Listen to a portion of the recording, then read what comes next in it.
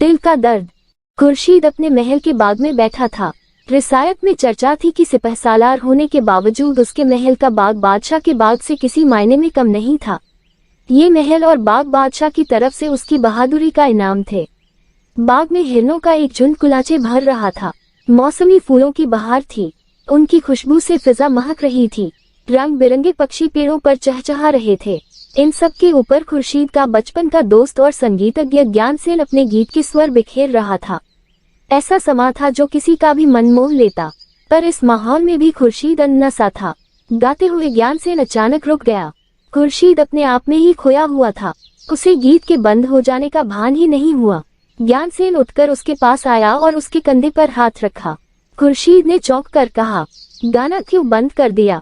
क्योंकि तुम किसी परेशानी में खोए हुए हो। तुम सुन नहीं रहे थे? ऐसा कुछ नहीं है ज्ञान, भला मुझे किस बात की परेशानी? यही मैं भी सोच रहा हूँ खुर्शीद कि तुम किस चिंता में डूबे हो। इतनी बड़ी फतह हासिल करके लौटे हो, बादशाह ने इतना आलीशान महल इनाम में दिया है, फिर भी तुम इसका लुत्फ नहीं उठा पा रहे हो। अपने दोस्त की बात सुनकर खुर्शीद चुप हो गया। ज्ञानसेन उसके बगल में बैठ गया। खुर्शीद ने उसे अपने दिल का दर्द सुनाया। बादशाह की सेना लेकर वह उस बागी राजा का सर कुचलने गया था जो बादशाह की हुकूमत को स्वीकार नहीं कर रहा था। अपने बादशाह के लिए उसके मन में वफादारी का समंदर लहराता था।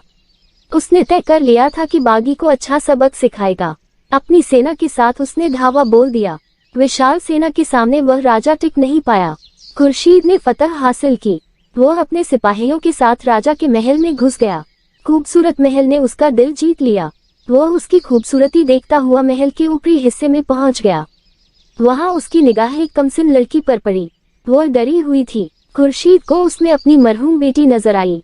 वह उसकी तरफ बढ़ा। उस लड़की को लगा कि उसकी नीयत ठीक नहीं है।